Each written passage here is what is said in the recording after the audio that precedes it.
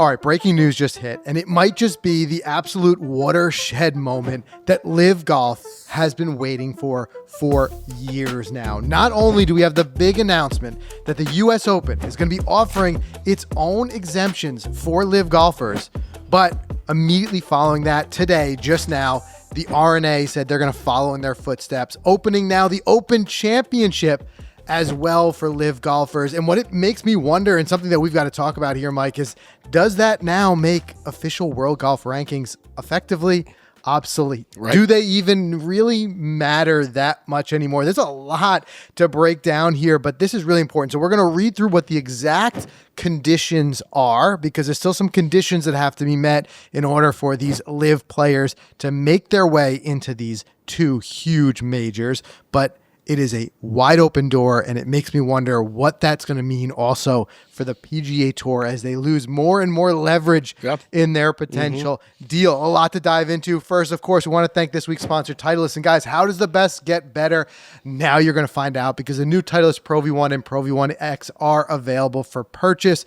And it's kind of funny, the official launch of the ProV1, believe it or not, was back in 2000. So this marks the 25th anniversary of the ProV1. It is a ball that I personally absolutely love. I've been playing for as long as I can remember, and we got the opportunity to get out there and start playing and testing the brand new 2025 Pro V1. I absolutely love that feel, the spin around the greens, and I'm getting some more distance off the tee. You guys have to go try it for yourselves. Go to Titleist.com, find out more, pick up a pack, put them into play this year, and you will not regret it. I'm absolutely loving what they're doing, and congrats on 25 years of the Pro V1.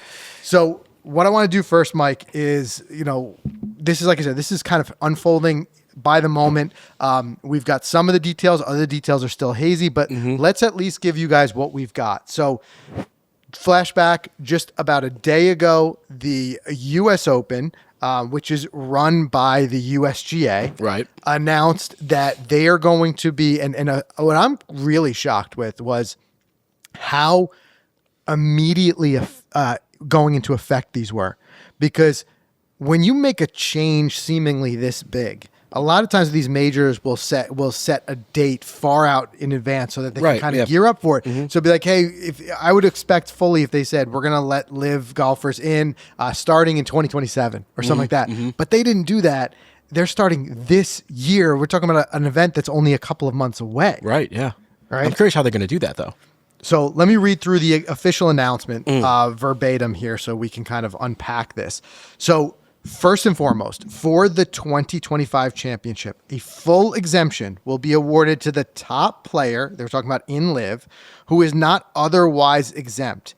And in the top three of the 2025 LIV Golf individual standings as of May 19th, 2025. Okay. So basically, we're going to look at the performance of these guys. And one thing, too, hang on for a second. I want to get your guys' opinion, too. You guys can drop those in the comments.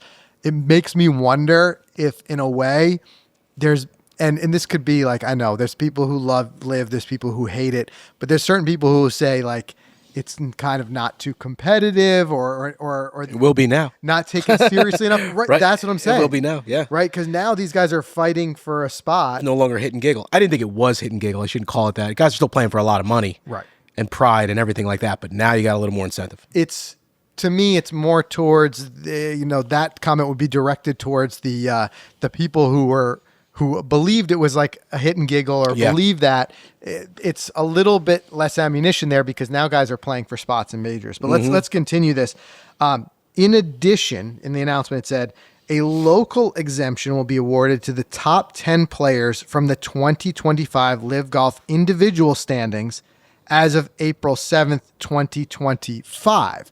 So what this is telling me is it's not just one guy, right? Going 10? Right. So they're going to be, the local exemption will be 10 players from the 2025 LIV Golf individual standings. And that cutoff date is April 7th, 2025. That's the top 10 guys for that. And they're basing it on the 2025 events that create those standings? Well, because there's not many events. Right. Wherever they are in the standings for that. Up to that point. Got it. Exactly. Interesting. Now, that is just the most immediate rollout. That is just, of course, like I said, for what I'm shocked at, that we're only a few months out and it's going to happen for 2025. It looks like the more fleshed out rollout will be for 2026, which is the U.S. Open will be at Shinnecock. So here, what they're going to do is the top player who is not otherwise exempt, and in the top three of the final 2025 LIV Golf individual standings as of May 18th, 2026, will receive a full exemption. Additionally, the top player who is not otherwise exempt and in the top three of the 2026 golf individual standings as of May 18th, 2026, will also receive a full exemption. So what they're saying there is the guy who was in the top of the 2025 season, as well as who's in the current leader for the 2026. So whoever, a huge incentive, obviously there's always an incentive to play well, but huge incentive for 2025, you lock in that. And those are importantly, those are full exemptions to the U.S. Open. And your point earlier about the world golf rankings being obsolete, possibly, but when you think for the Masters, I got to think you would need him to get into that, because you have to win on tour to get in the Masters. You got to be a past champion to get in the Masters.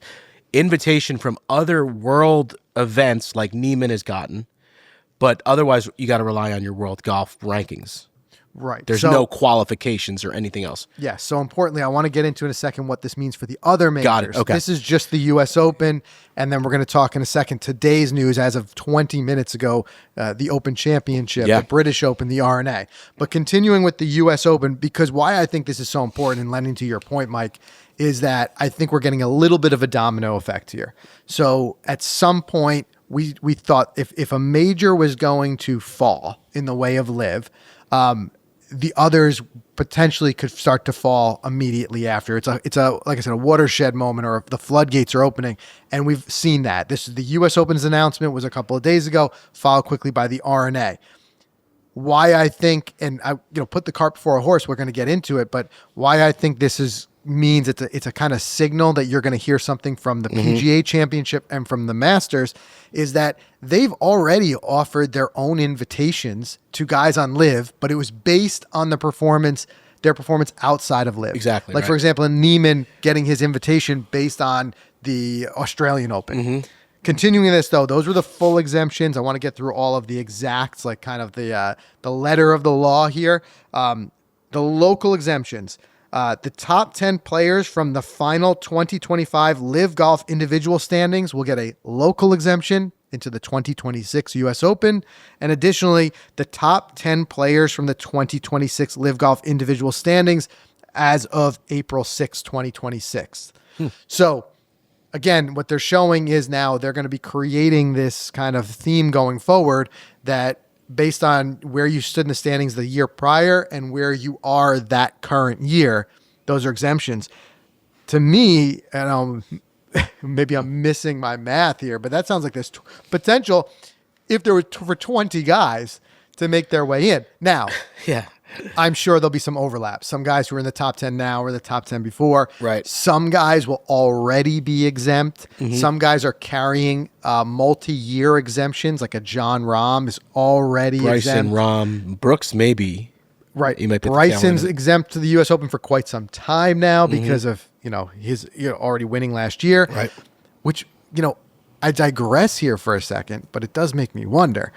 Maybe some of the behind the scenes reasoning behind this is the U.S. Open saw what Bryson did for the U.S. Open last year and would be like, we'd be out of our minds to not possibly include guys like this. Yeah, right. Now, a lot of the statements that we saw come out was around, of course, kind of that boilerplate language we hear all the time, that the U.S. Open wants to have the strongest possible field. They don't want to exempt anyone.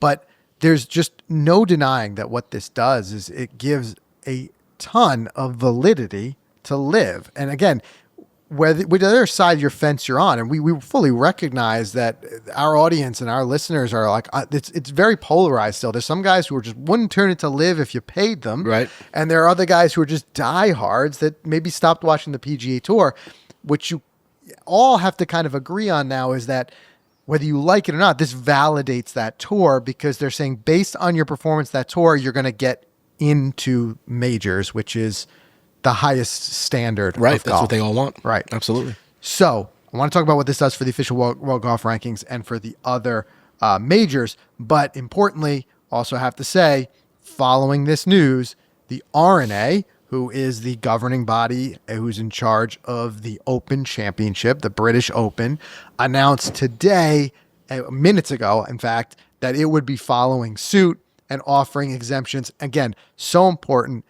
The wording here, it's based on their performance in LIV. It's no longer where these guys need to get a certain amount of DP World Tour right. That thing was a mess. Yeah. Events on their schedule to try to get some official World Golf Rankings, which is why it makes me wonder, official golf rankings at this point, right? Okay. Yeah. What they're going to have to do to be valid, they're going to have to make some changes now.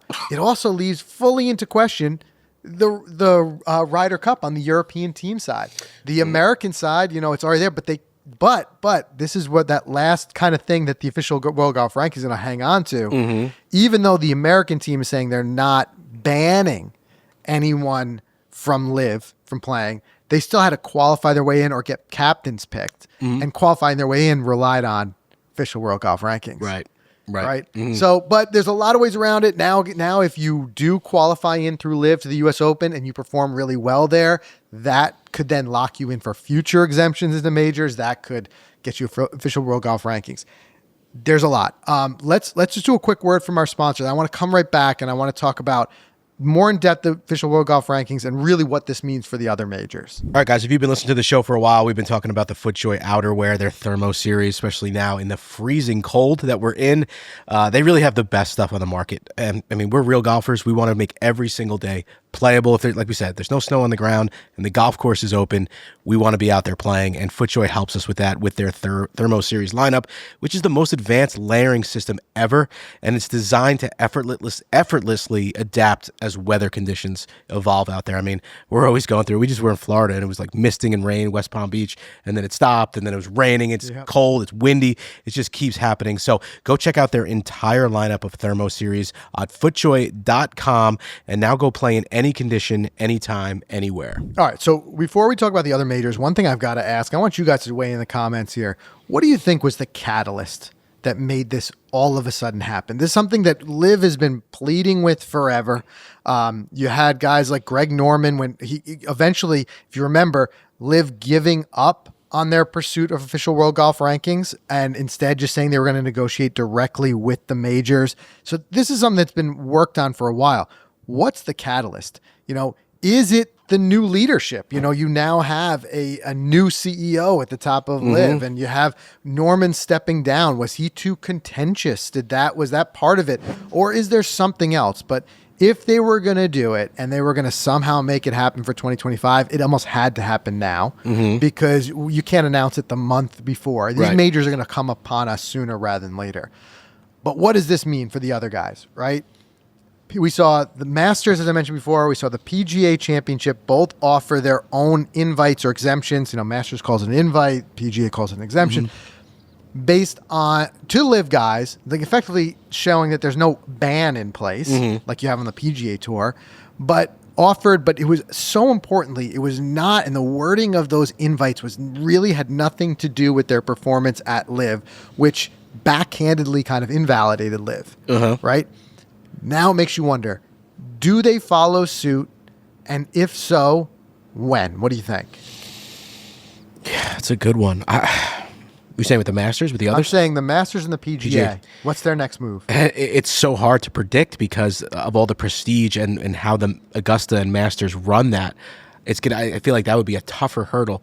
PGA Championship, I feel like they, like the R&A, can just easily do the same thing and follow suit. Well, either one of them could. I mean, that's true. They could. They govern their own event. Will the Masters do that? Will they break that tradition? Here's my thinking. At this point, their feet are to the fire because it could no longer be that all four majors stood together, right? That's why I said this domino effect. Now that you got two majors that are offering this to LIV players, it becomes far more of a statement to not. If the Masters doesn't, it's them coming out very much more forcefully against LIV. Whereas before, you didn't have to necessarily do that. You could if you wanted. I don't want to say hide behind, but you get what I'm saying. Like kind of like duck behind. Like, hey, we have official World Golf rankings. You guys don't have those, so we can't let you in. Yep. Now it's like, well, there's clearly a way to let them in. They're in the other majors. So to me, it becomes what if they're forced to take a stance, so to speak. And if you're the Masters and you take a stance of not allowing it, you potentially alienate yourself from a very big growing fan base that is LIV and LIV's fans, right? You are a little bit more of a sore thumb now starting to stand out. Versus the other side, it almost becomes an easier path to just now follow suit and just offer an invitation based on the same credentials. You know what I mean? Yeah, no, right. Why would they too, after seeing the same thing what Bryson did at the US Open, why would they not want that? And on top of that, we're hearing more and more from players, whether that be Rory for a while, Justin Thomas, guys like that, who they seem like they're calling for an end to the divide. So I don't see players being a sticking point. I don't see the old Shooter McGavin kick him off the tour. Yeah, I think they're I don't over see it. that happening anymore. No, I think the players are probably over it at this point. I feel like most of them just want a better product. You know what I mean? And I think they probably all agree, let's try to get everyone together somehow. I'm sure you'll have some people on the tour who didn't take the money, still like, no, they can't come in the majors that easily, like not cool. But I don't know who's working behind the scenes. Like you said, what is the catalyst? Who's doing this? But they're kind of starting to give us what we want, which is, but I think back to the Masters real I don't quick. know what they want for sure. Yes, right. It really depends on what side of the fence you sit on. Right? Yeah, right. There are going to be, at the end of the day, we see it. There are diehards who are just, and I see it in the comments. I still read them to this day. It hasn't eased off. There's a lot of guys who are just anti-LIV, and they're not going to love this news. Yo, sure. They're not going to love it. You can't make everybody happy either. You can't, but keep in mind, there are LIV guys in the field at the Masters every year as returning champs. A lot of them, if you think about it. Right. So it makes me wonder also, what does this mean effectively for official World Golf rankings? Because if you really break it down, of course, I get it. There are some other tours and tournaments and other things where that kind of matters. But when I talk about the big two tours now, LIV and the PGA Tour, it makes you wonder. Right now, official World Golf rankings, really their biggest kind of card that they held in their back pocket was the fact that you needed that to get into majors. Exactly. With that being so quickly whittled away, now it really boils down to things like the Ryder Cup kind of being the end of that. And it just gets to a point where if they don't adapt, will they start to fall out of favor even with players? So I almost wonder if the next thing, we're going to watch it closely. So make sure you subscribe wherever your podcast. If we hear about it, we'll get it right on here and tell you guys. But I wouldn't be surprised if now you see some sort of domino effect. The official World Golf rankings announce that there's going to be points for, LIV guys because of this. I think this forces their hand. And if so, it's end game, because even if the Masters decided they wanted to take a stance against it, which I'm not putting words in their mouth, I'm not saying that they're gonna. Right. I think they're gonna go the other way and allow LIV golfers. But at that point, you get official World Golf rankings, you just perform well there, you rank higher, you get into these other majors, you get into the Ryder Cups, all that stuff. What do you think this does for those other events like DP World Tour? Now the LIV players have no incentive to go there and play. Does it limit their fields, make their product less? Yeah, it's a great question. Sending guys like Hatton over there to play, now he doesn't need to. Right. And it becomes more so they may play certain events that they want to play. Like you may play a local event, because like a home country type thing. Yeah, right. But it shines a light on something even bigger, which is that the motivation, honestly, to bring these tours together is whittling away to nothing. Mm-hmm. It really is. Right, it is. I see more and more on the LIV side. These guys are like, why? They left the PGA Tour for a reason, whatever their reasons were. There's getting fewer and fewer reasons why they now have to play outside of their tour. So to a certain extent, they may start to be like, why bother merging? Now, I get. And as a fan, I'd like to see some coming together because I still don't love what the divide is doing for the game. And I do think there are certain guys, I look to a Koepka, who has played and performed really well. Right now, we've got the Waste Management Phoenix Open going on right now. Mm-hmm. He's a guy who's said before he misses it. He would love to go back and play to that. So I think there's a certain desire still that these guys might want some sort of merger where they can now cross tours and pick and choose what events they can play on, if that's even part of the merger.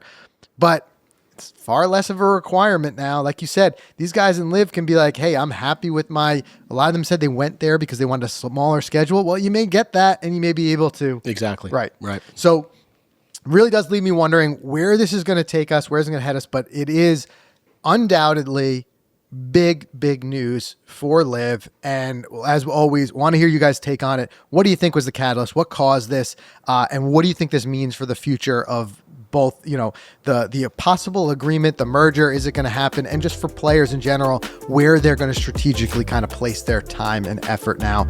A lot there to kind of look into. So weigh in the comments and we'll see you in the next one.